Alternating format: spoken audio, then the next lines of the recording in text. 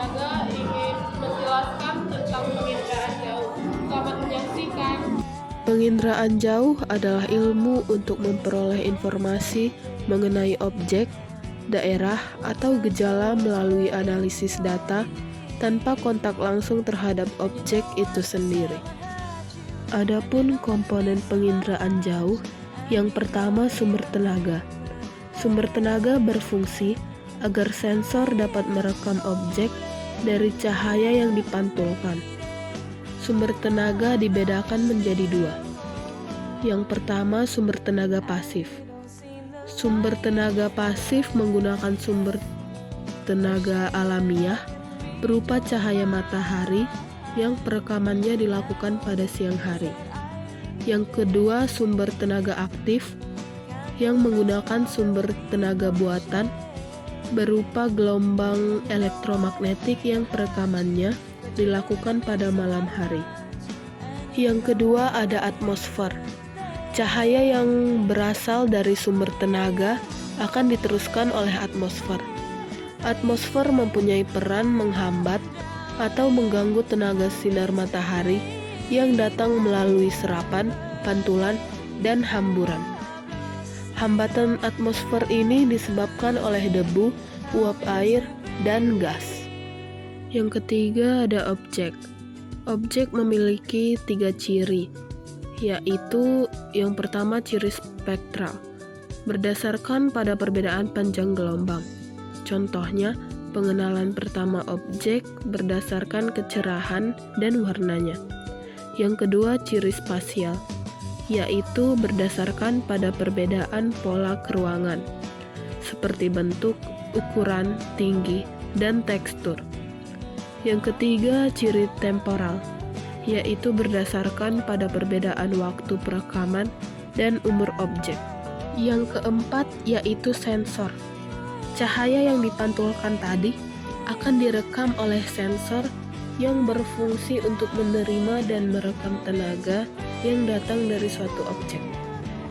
Berdasarkan proses perekamannya, sensor dibedakan menjadi 2, yaitu sensor fotografik dan sensor elektronik. Sensor fotografik adalah sensor berupa kamera dengan menggunakan film sebagai detektornya. Hasilnya yaitu bentuk foto udara. Yang kedua, sensor elektronik. Sensor elektronik menggunakan tenaga elektrik dalam bentuk sinyal elektrik yang beroperasi pada spektrum yang lebih luas, yaitu sinar X sampai gelombang radio dengan pita magnetik sebagai detektornya. Hasilnya adalah citra. Yang kelima ada wahana.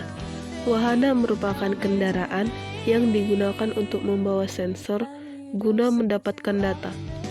Berdasarkan ketinggian peredaran dan tempat pantulan di angkasa, wahana dapat dibedakan menjadi 3 kelompok, yaitu yang pertama pesawat terbang rendah sampai menengah, yaitu pesawat yang ketinggian pendaratannya antara 1000 sampai 9000 meter di atas permukaan bumi.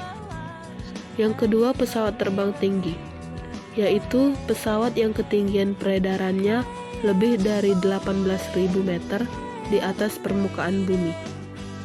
Yang ketiga, satelit, yaitu wahana dengan ketinggian sekitar 900.000 meter atau 900 km di atas permukaan bumi. Yang keenam ada perolehan data. Perolehan data mendapat 2 kemungkinan, yaitu perolehan data visual dan data digital. Data visual adalah data yang berbentuk gambar, sedangkan data digital adalah data yang berbentuk angka ataupun huruf. Yang ketujuh ada pengguna data. Tingkat keberhasilan dari penerapan sistem penginderaan jauh ditentukan oleh pengguna data. Pengguna data dapat menggunakan data tersebut untuk analisis keruangan ataupun studi penelitian ilmiah. Kemampuan pengguna data dalam menerapkan hasil penginderaan jauh dipengaruhi pengetahuan yang mendalam tentang disiplin ilmu masing-masing. Data yang sama dapat digunakan untuk mencari informasi yang berbeda bergantung tujuannya. Sekian penjelasan dari saya. Terima kasih.